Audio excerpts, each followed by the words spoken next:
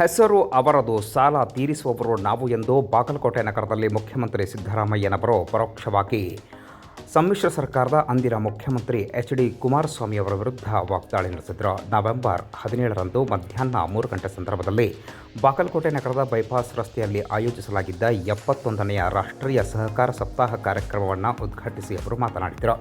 ಸಹಕಾರ ಸಚಿವ ಕೆ. ರಾಜಣ್ಣ, ಬಾಗಲಕೋಟೆ ಜಿಲ್ಲಾ ಉಸ್ತುವಾರಿ ಸಚಿವ ಆರ್.ವಿ. ತಿಮ್ಮಾಪುರ್, ಮಾಜಿ ಸಚಿವ ಎಸ್.ಆರ್. ಪಾಟೀಲ್ ಹಾಗೂ ಮಾಜಿ ಸಚಿವರೂ ಆಗಿರುವ ಡಿಸಿಸಿ ಬ್ಯಾಂಕ್ನ ಅಧ್ಯಕ್ಷ ಅಜಯ್ ಕುಮಾರ್ ಸರ್ನಾಯಕ್ ಅವರು ಸೇರಿದಂತೆ ಸಹಕಾರಿ ರಂಗದ ಧುರೀಣರು ಹಾಗೂ ಬಾಗಲಕೋಟೆ ಜಿಲ್ಲೆಯ ಶಾಸಕರು, ಮಾಜಿ ಶಾಸಕರು ಕಾರ್ಯಕ್ರಮದಲ್ಲಿ ಭಾಗಿಯಾದರು.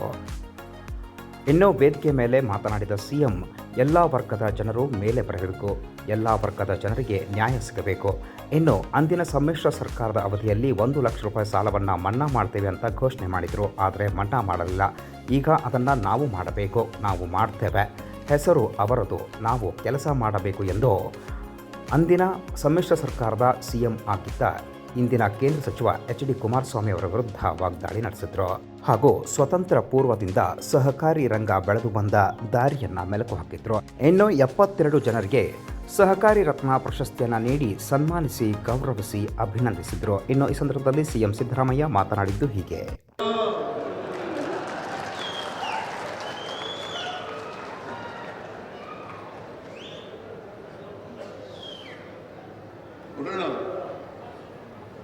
ಕೊಡೋಣ ಹೆಸರು ಅವರಿಗೆ.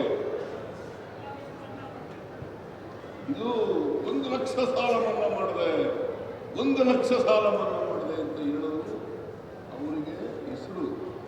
ಸಾಲ ತೀರಿಸೋದು ನಾವು.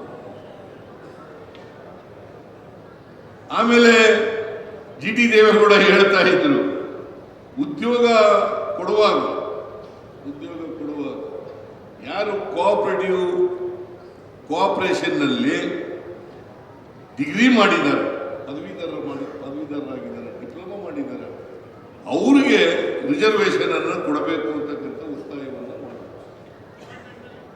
ಅಪಾಯಿಂಟ್ಮೆಂಟ್ನಲ್ಲಿ, ಎಂಪ್ಲಾಯ್ಮೆಂಟ್ನಲ್ಲಿ ನಾನು ಇದ್ರ ಬಗ್ಗೆ ಗಂಭೀರವಾಗಿ ಪರಿಶೀಲನೆ ಮಾಡ್ತೇನೆ ಅಂತಕ್ಕಂಥ ಮಾತುಗಳನ್ನು ಹೇಳಲಿಕ್ಕೆ ಬಯಸ್ತಾ ಇದ್ದೇನೆ. ನಾನು ಯಾವಾಗಲೂ ಕೂಡ ಕೋಆಪರೇಟಿವ್ ಫೀಲ್ಡ್ ಇದೆಯಲ್ಲ, ಅದು ಬಲವಾಗಿ ಬೆಳೆಯಬೇಕು. 71ನೆಯ ರಾಷ್ಟ್ರೀಯ ಸಹಕಾರ ಸಪ್ತಾಹ ಕಾರ್ಯಕ್ರಮಕ್ಕೆ ಬಾಗಲಕೋಟೆ ನಗರದಲ್ಲಿ ಬೃಹತ್ ವೇದಿಕೆ ಸಿದ್ಧಗೊಂಡಿದ್ದು ಮುಖ್ಯಮಂತ್ರಿ ಸಿದ್ದರಾಮಯ್ಯನವರು ಕಾರ್ಯಕ್ರಮವನ್ನು ಉದ್ಘಾಟಿಸಲಿದ್ದಾರೆ. ನವೆಂಬರ್ 17ರಂದು ಮಧ್ಯಾಹ್ನ 1 ಗಂಟೆ ಸಂದರ್ಭದಲ್ಲಿ ಕಾರ್ಯಕ್ರಮ ಉದ್ಘಾಟನೆಗೊಳ್ಳಲಿದ್ದು, ಬೆಳಗ್ಗೆ 11 ಗಂಟೆ ಸಂದರ್ಭದಲ್ಲಿ ವೇದಿಕೆ ಸಂಪೂರ್ಣವಾಗಿ ಸಿದ್ಧಗೊಂಡಿದೆ. ಬಾಗಲಕೋಟೆ ಜಿಲ್ಲೆ ಸೇರಿದಂತೆ ಸುತ್ತಮುತ್ತಲಿನ ಪ್ರದೇಶಗಳ ಸಾವಿರಾರು ಜನ ಕಾರ್ಯಕ್ರಮಕ್ಕೆ ಆಗಮಿಸ್ತಾ ಇದ್ದು, ಆ ಹಿನ್ನೆಲೆಯಲ್ಲಿ ಬಿಗಿ ಪೊಲೀಸ್ ಬಂದೋಬಸ್ತ್ ವ್ಯವಸ್ಥೆಯನ್ನು ಕಲ್ಪಿಸಲಾಗಿದೆ. ಬಾಗಲಕೋಟೆ ಜಿಲ್ಲಾ ಪೊಲೀಸ್ ವರಿಷ್ಠಾಧಿಕಾರಿ ಅಮರನಾಥ್ ರೆಡ್ಡಿ ಅವರ ನೇತೃತ್ವದಲ್ಲಿ ಬಿಗಿ ಪೊಲೀಸ್ ಬಂದೋಬಸ್ತ್ ವ್ಯವಸ್ಥೆ ಕಲ್ಪಿಸಲಾಗಿದ್ದು, 1,000ಕ್ಕೂ ಅಧಿಕ ಪೊಲೀಸ್ ಸಿಬ್ಬಂದಿ ಕರ್ತವ್ಯಕ್ಕೆ ನಿಯೋಜನೆಗೊಂಡಿದ್ದಾರೆ. ಇನ್ನು ಶಾಸಕರು, ಮಾಜಿ ಶಾಸಕರು, ವಿಧಾನ ಪರಿಷತ್ತಿನ ಸದಸ್ಯರು, ರಾಜಕೀಯ ಗಣ್ಯರು, ವಿವಿಧ ಕ್ಷೇತ್ರಗಳ ಗಣ್ಯರು, ಸಾರ್ವಜನಿಕರು ಕಾರ್ಯಕ್ರಮದಲ್ಲಿ ಭಾಗಿಯಾಗಲಿದ್ದು, ಮುಖ್ಯಮಂತ್ರಿ ಸಿದ್ದರಾಮಯ್ಯನವರು 72 ಜನರಿಗೆ ಸಹಕಾರಿ ರತ್ನ ಪ್ರಶಸ್ತಿಯನ್ನು ಕೂಡ ನೀಡಿ ಗೌರವಿಸಲಿದ್ದಾರೆ. ಒಟ್ಟಾರೆ ರಾಷ್ಟ್ರೀಯ ಸಪ್ತಾಹ ಕಾರ್ಯಕ್ರಮ ಬಾಗಲಕೋಟೆ ನಗರದಲ್ಲಿ ನಡೀತಾ ಇರುವುದರಿಂದ ಅಚ್ಚುಕಟ್ಟಾಗಿ ವೇದಿಕೆ ಸಿದ್ಧತೆ ಕಾರ್ಯ ಪೂರ್ಣಗೊಂಡಿದೆ.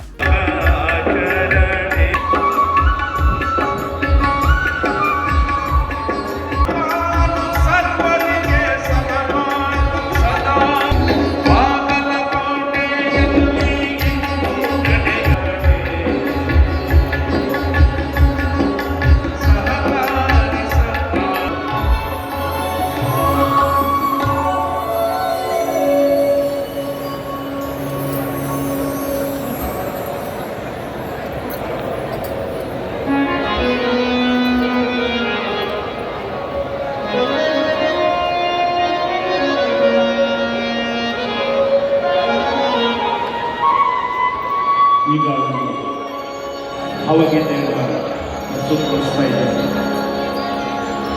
ನಾವು ಎಲ್ಲ ಸುಮ್ಮನೆ ಹಿಂದೆ ಬಂದವರು. ಈ ಜಾಗ, ಈ ಆಸ್ತಿ ಎಲ್ಲ ದೇವರ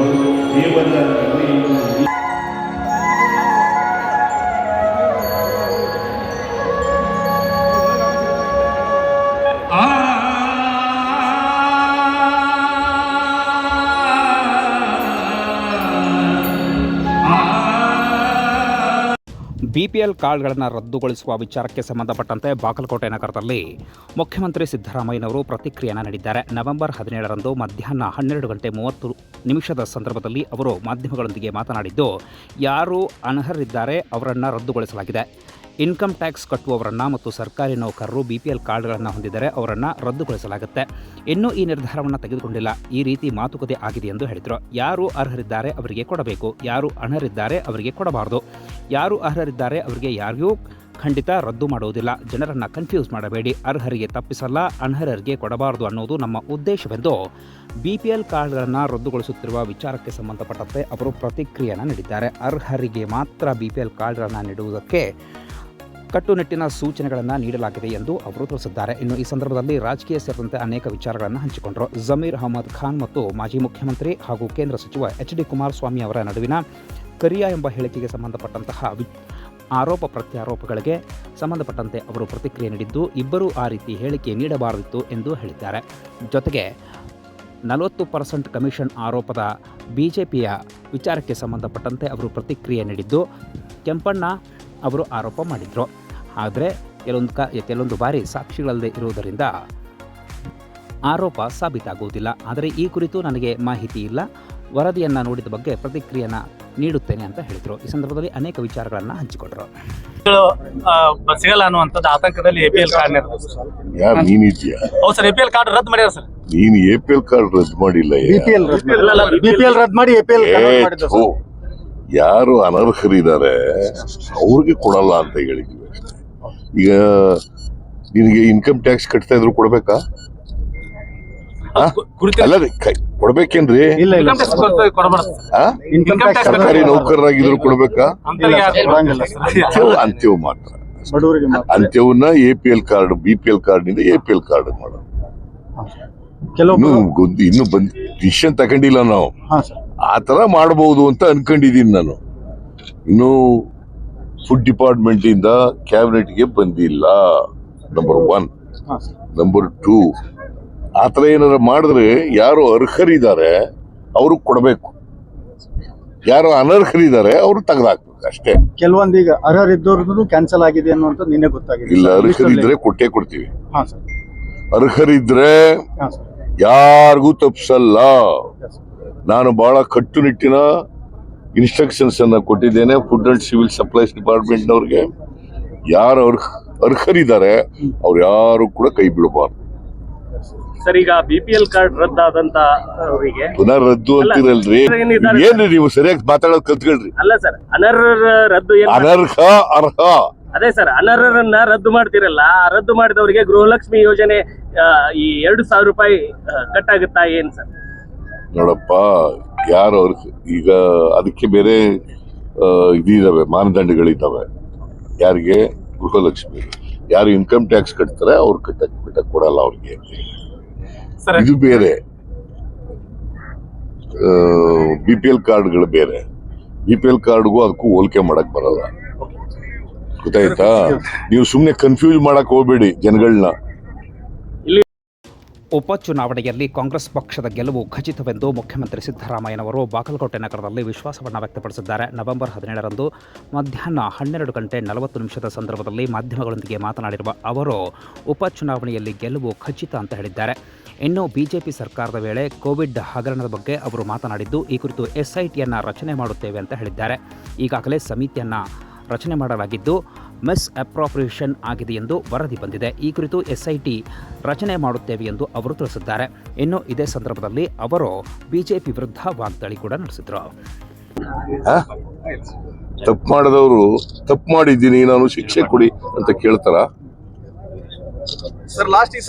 ತಾಳಪ್ಪ ತಮ್ಮ, ಇವ್ರು ಈ ಕಡೆ ಕೇಳ್ತಾ ಇದ್ದಾರೆ, ನೀನ್ ಮಧ್ಯದಲ್ಲಿ ಕೇಳ್ತಾ ಉಪಚುನಾವಣೆ ಕೇಳಯ್ಯ. ಯಾವಾಗಲೂ ಈಗ ನಾನ್ ಮಾಡಿರೋದ, ನಾನ್ ತನಿಖೆ ಮಾಡಿದ್ದೀನ? ಕಮಿಷನ್ ಮಾಡಿರೋದು ಮೈಕೆಲ್ ಕುನಾ ಅವರು ಕಮಿಷನ್ ಮಾಡಿರ್ತಕ್ಕಂಥದ್ದು. ಮೈಕೆಲ್ ಕುನಾ ಅವರು ಮಿಸ್ಅಪ್ರೋಪ್ರಿಯೇಷನ್ ಆಗಿದೆ ಅಂತ ವರದಿ ಕೊಟ್ಟಿದ್ದಾರೆ. ಅದನ್ನ ನಾವು ಎಕ್ಸಾಮಿನ್ ಮಾಡ್ತಾ ಇದ್ದೀವಿ. ಗೊತ್ತಾಯ್ತಾ? ಅದು ಎಕ್ಸಾಮಿನ್ ಮಾಡಿ ನಾವು SIT ಮಾಡ್ಬೇಕಾ ಮಾಡಬಾರ್ದ ಅಂತ ಯೋಚನೆ ಮಾಡ್ತಾ ಇದ್ದೀವಿ. SIT ಮಾಡ್ತೀವಿ. ಸರ್ ಸರಿ, ಆಮೇಲೆ ಉಪಚುನಾವಣೆಗಳು ಯಾವ್ದು? ಉಪಚುನಾವಣೆಗಳು 23ನೇ ತಾರೀಕು ಹೌದು ಸರ್. ಇದಲ್ಲ ರಿಸಲ್ಟ್ ಕೌಂಟಿಂಗ್ ಅಲ್ಲ, ನಾವು 3 ಕಡೆ ಗೆಲ್ತೀವಿ. ಜಮೀರ್ ಅಹಮದ್ ಅವ್ರದ್ದು ಪರಿಣಾಮ ಏನಾದ್ರು? ಹೇಳ್ಬಾರ್ದಾಗಿತ್ತು. ಹಾ, ಹಾ, ಸರ್. ಯಾರೇ ಅವ್ರು ಏನೇ ವಿಶ್ವಾಸ ಇರ್ಲಿ, ಪ್ರೀತಿ ಇರ್ಲಿ, ಸ್ನೇಹ ಇರ್ಲಿ, ಹೇಳ್ಬಾರ್ದಾಗಿತ್ತು. ಹೇಳಿದ್ದಾರೆ, ಅವರು ಹೇಳಿದ್ದಾರೆ. ಕೊಚ್ಚೆ ಅವ್ರ ಕೈಲಿ ಅಂತ ಅವರು ಹೇಳಿದ್ದಾರೆ. ಟೈರ್ ಅಂಗಡಿಗಳ ಎಕ್ಸಾಂಪಲ್ ಕೊಟ್ಟು, ಆ ಟೈರ್ ಅಂಗಡಿಗಳ ಟೈರ್ ಪಂಚರ್ ಅಂಗಡಿ. ಟೈರ್ ಪಂಚರ್ ಅಂಗಡಿ ಬಗ್ಗೆ ಅವರು ಹೇಳಿದಾರಲ್ಲ, ಇಬ್ರು ಹೇಳಿರೋದು ಸರಿ ಇಲ್ಲ. ಹೇಳಿ ತಪ್ಪು ಅಂತ ಹೇಳಿದ್ರು ಸರ್. ಸಮಾವೇಶ ಏನಾದ್ರು